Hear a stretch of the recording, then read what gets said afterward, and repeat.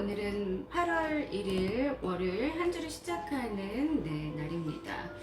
자, 어떠세요? 요즘에 밤에는 열대야 때문에 잠 못 주무시고, 또 지금 장마가 끝났다고 하는데도 간헐적으로 국지성 호우라든가 비가 쏟아지고, 그리고 밖에서는 경기가 어렵다고 아우성이고, 또 여러모로 심란한 시기를 보내고 있어요. 그래도 어른들이 또 그런 이야기 하더라고요. IMF 시기도 잘 견뎠고, 예전에 정말 못 먹고 못 살 때, 그렇게 식구들이 단칸방에서 여러 살았던 그런 때도 있는데, 이 정도야 견딜 수 있겠지 하고 또 희망을 주는 분들도 계시더라고요.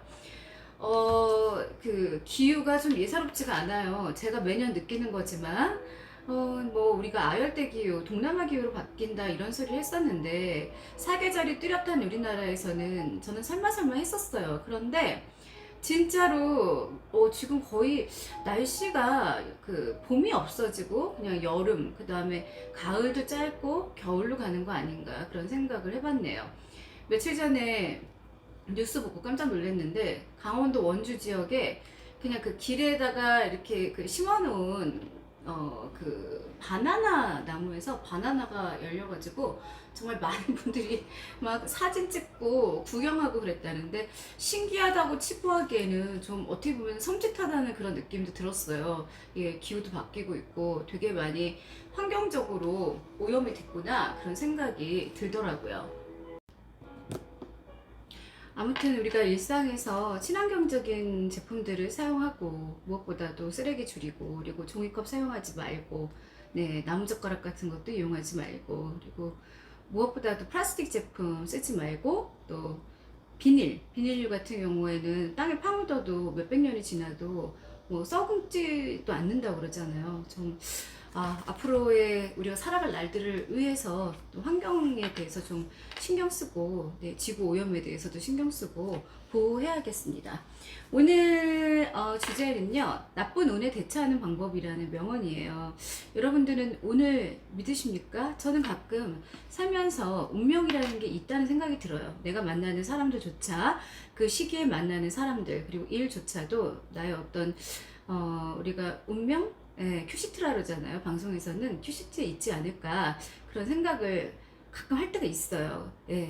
운명의 앞길을 가로막고 있어도 헤쳐나가고, 이렇게 얘기하면 어떤 사람이 운명의 앞길을 가로막고 있어서 헤쳐나간다 한들 숙명이 와서 뒤통수를 빡 하고 쳐버리면은 그때는 어떻게 할 거냐 하고 농담 삼아 이야기를 하는데, TV를 보다가 이제 자연 요리 전문가였는데 굉장히 유명한 분이셨어요. 그리고 조미료 같은 거 안 들어가고 친환경적인 이제 재료만 쓰고, 그리고 많은 연예인들이 굉장히 그 추앙하는 그런 분이었는데, 좀 그 생각보다 이른 나이에 별세를 하셨거든요. 심혈관 질환 같은 거래요. 그래서 제가 저분은 맨날 건강한 음식 먹고 그러시는데 저렇게 일찍 돌아가셨을까요? 했더니 어떤 분이 그거라도 했으니까 그나마 저 생명을 다한 거다. 그러니까 원래는 더 빨리 돌아가셨어야 되는데 그 운명이 있었을 텐데 그나마 노력을 해서 그런 거다. 그래서 제가 깜짝 놀란 적이 있었는데, 가끔 이제 방송하다가 제가 단골로 질문하는 거예요. 왜 예전에 할머니들 보면은 막 90세 되셨는데 곰방대에다 이렇게 담배 많이 피셨잖아요. 그러면 90세 넘으신 할머니가 담배 피셔도 폐암 같은 거 안 걸리시고 장수만 하시던데, 이렇게 얘기하면 한의사 선생님이 그 담배를 안 폈다면은 아마 5년은 더 살고 가셨을 거다 이렇게 해가지고 기함을 한 적이 있었네요. 운명의 여신이 당신에게 나쁜 카드를 주었는가? 가끔 하늘을 쳐다보면서 삿대질을 하는 사람들도 있죠. 나한테 왜 이래요? 이러고, 요즘에 이제 주식이 막 거의 그 저가를 찍고 있고, 그런 펀드, 코인 이런 게 안 좋다 보니까 많은 사람들이 이제 운에 나를 맡겼다가 나 왜 이렇게 운이 안 좋지? 다른 사람들은 할 때는 돈도 되게 잘 벌던데 하고 낙심하는 경우를 봤었어요. 운명의 여신이 나쁜 카드를 주었을 때, 그렇다면은 지혜를 발휘하여 이겨라 하고 프란시스 퀄스라는 사람이 이제 이야기를 했는데, 불행을 겪어본 적이 있는 어떤 사람이 성공하기 위한 방법을 계속해서 찾고 있다. 반면에 똑같은 상황에 처한 또 다른 한 사람은 왜 성공할 수 없는지에 대해서 슬퍼만 하고 있다. 이건 뭐 누구나 알고 있는 아주 평범한 지식이기도 한데 이게 마음대로 되지 않아요. 내 머릿속에서 지나온 어떤 실수, 과거, 그리고 그 과오를 저질렀던 그런 행위에 대해서 계속해서 자책하고 후회하고 이게 사람이거든요. 근데 툭툭 털고 일어나야 되는데 이제 리스크가 너무 컸을 경우에는 그러기가 쉽지가 않죠. 그러다 보니까 이게 나이가 들어간다는 건 이제 지혜가 생기는 건데 그전에는 정말 누가 뭐 어떤 이야기를 해도 되게 귀 얇게 듣고 순수하게 이제 들었다면 요즘에는 한 번 당했던 경험이 있으면은 이제 그 부분에 대해서 공부하고 검증하고 찾아보고 또 다른 사람들의 의견도 들어보고 그때서야 무언가를 이제 해결하는 그런 그 성격이 이제 생성이 되더라고요. 그래서 뭐 성격도 팔자다 이런 얘기 하지만 급한 성격을 지닐수록 손해를 보는 경우를 정말 많이 봤고 저도 급한 성격이기 때문에 앞뒤 재지 않고 그냥 하면 된다 이런 생각을 가졌었지만 지금은 좀 약간 마인드가 많이 달라졌습니다. 세상에는 똑같은 것을 얻기 위해 다른 사람들보다 2배로 열심히 노력해야 하는 사람들도 있다. 이것이 불공평하다고 생각하는가? 불공평할 수 있죠. 뭐 금수저, 우리가 요즘에 또 흔히 뭐 몸이 잘 타고난 사람은 또 근수저라고도 부르더라고요. 그래서 뭐 다이아몬드 수저까지 나왔는데 나는 흙수저야. 나는 노력을 해도 되지 않아. 이렇게 좀 되게 의기소침해 있고 또 힘들어하는 그런 친구들을 본 적이 있었어요. 물론 타고난 환경이 좋다면야 그건 뭐 되게 속도도 빠르고 그리고 출발선이 다르기 때문에 너무너무 행운인 거지만 우리가 부모를 선택해서 태어날 수 없듯이 환경 자체도 우리가 선택할 수가 없어요. 어렸을 때는.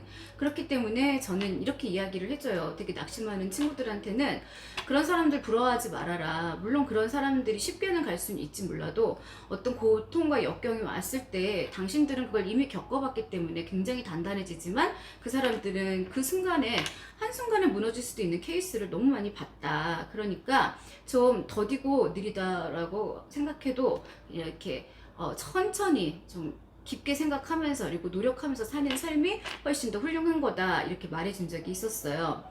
그렇다고 해서 불평하는 데만 에너지를 소진하지 말라. 그쵸? 불평하고 짜증내고 치대고 징징거리면 사람들이 다 떠나갑니다. 그리고 나와 어떤 좋은 일을 도모하려고 하지 않아요. 그리고 마냥 부탁만 하는 사람 참 신경질 나죠. 예, 내가 예를 들어서 이만큼을 줬으면 더 많이 바라지도 않아요. 그도 뭔가 요만큼을 주려고 하는 그런 어떤 기브앤테이크의 노력을 해야 되는데 그러지 않고 그냥 마냥 자기 필요할 때만 전화하고 자기가 필요 없을 때는 심지어 전화도 피하는 그런 어떤 몰상식한 사람들이 이 세상에 너무 많다는 거죠. 네, 그래서 그런 경우는 교육과 인성교육을 통해서 그리고 그런 일을 했을 때 본인이 얼마나 피해를 보는지에 대해서도 알려주는 그런 기회가 많아야 된다고 생각합니다. 불공평한 현실 속에서도 자신이 원하는 것을 얻기 위해 어떻게 해야 하는지 열심히 찾아보는 것이 현명하다. 그래서 급하게 생각하지 마시고 내가 지금 현재 뭔가 하던 일이 좀 약간 안 되고 그리고 뭔가 요즘 만나는 사람들의 에너지가 별로 좋지도 않고 그랬을 때는 잠깐 쉬세요. 한 일주일 정도 쉰다고 굶어 죽지 않아요. 쉰 다음에 천천히 하나하나 기본적인 것부터 찾아 나서는 게 맞다고 생각합니다. 무엇이든지 급하게 하면 탈이 나기 마련이거든요. 그리고 두 번째 명언은 남을 돕는데 솔선수범하자.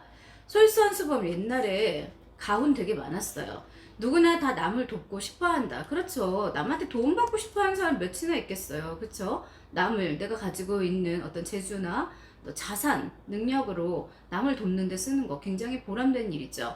그러나 어느 누구도 먼저 나서지는 않는다. 펄 베일리. 그래서 조직을 이렇게 만드나 봐요. 봉사도 단체가 있고 혼자서 누군가를 돕는다는 거 쉽지만은 않아요. 아니면은 혼자서 누군가를 돕는 방법 중에 종교를 가지신 분들은 기도를 해주는 것도 굉장히 큰 봉사죠. 이 사람이 지금 고통에 처해 있고 마음이 우울하고 하는 일이 안 될 때 도와달라고 옆에서 기도를 해주는 것 자체도 큰 시너지가 됩니다.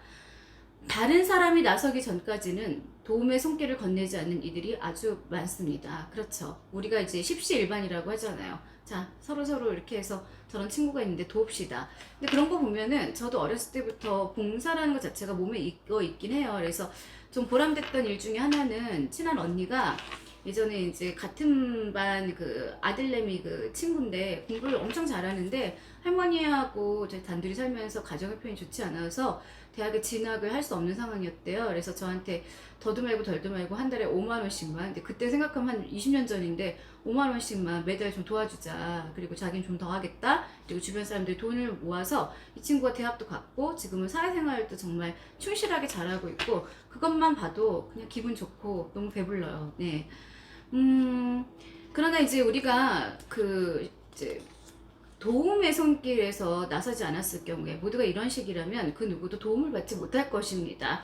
우리는 먼저 행동해야 합니다. 상대방에게 도움이 될 만한 일을 찾아서 움직여라. 그리고 되게 재밌는 거는요. 봉사를 하는데 봉사를 남한테 한 게 아니라 오히려 내가 더 스스로가 도움받는 일이 생겨요. 네, 그래서 마음적으로도 예쁘게 마음을 먹고 항상 주변을 도우려는 그런 그 행동을 하고 이랬을 경우에 내 자신의 일도 풀린다는 거를 꼭 알아주시기 바랍니다.